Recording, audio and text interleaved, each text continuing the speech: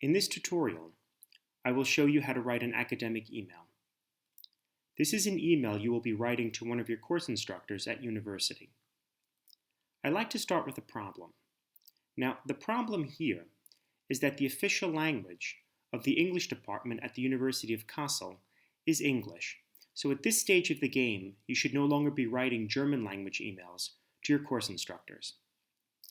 Now, this over here is an English language email, but it contains how many different mistakes in punctuation, in orthography, in content, and in etiquette. So how do we go from those two emails to this email, the correct English language email? Well, let's break down this email into three parts. There's the salutation or the greeting. There's the body of the email, which contains the content. And there's the closing.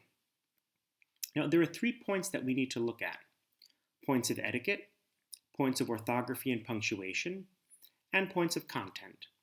Now, the last 2 points we're not actually going to talk about in this presentation, but I've uploaded a set of sample emails which go through the typical situations that you would be writing to your course instructor for and contain my notes which talk about things to watch out for. Now, what is etiquette?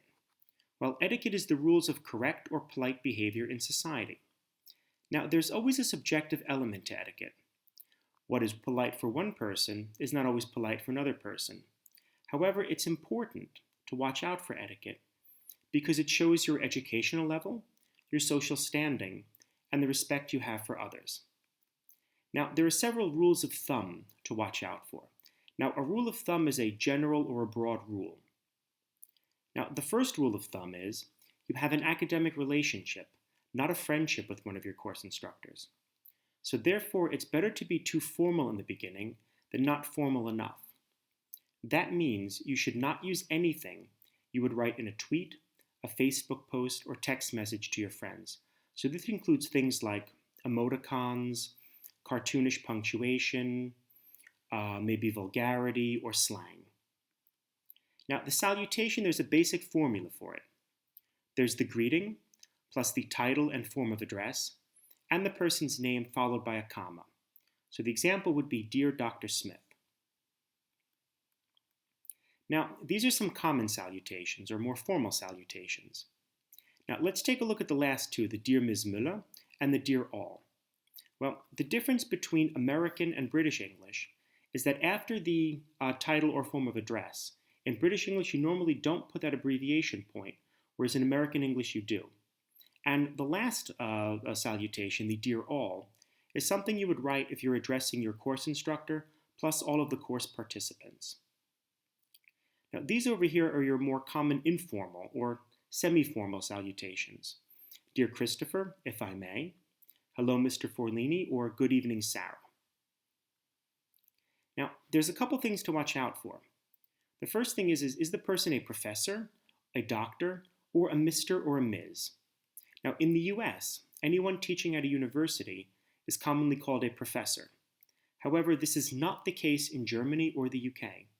So please check beforehand whether the person you are addressing is to be addressed as a professor, a doctor, or a Mr. or a Ms. Now, if you're writing to a woman, you should never, ever, ever use Miss or Mrs. Always use Ms., the MS abbreviation point. Now, what do you do if you don't know the person's name? Well, there are some strategies that you can use.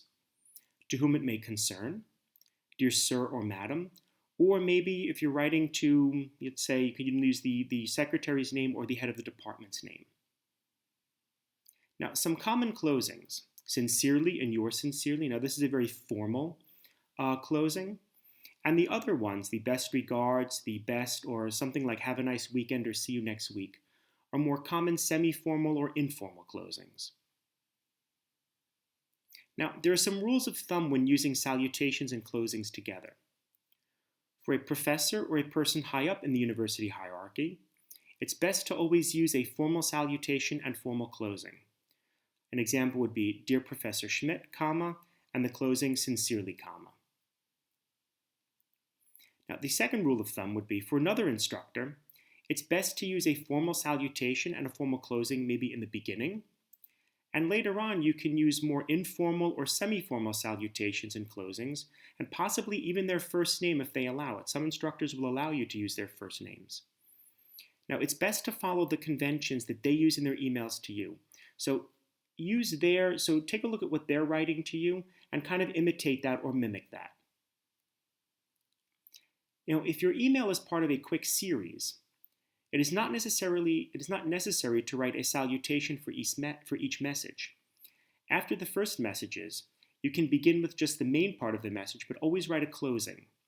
And for identification purposes, it may help to include your matriculation number and course of study.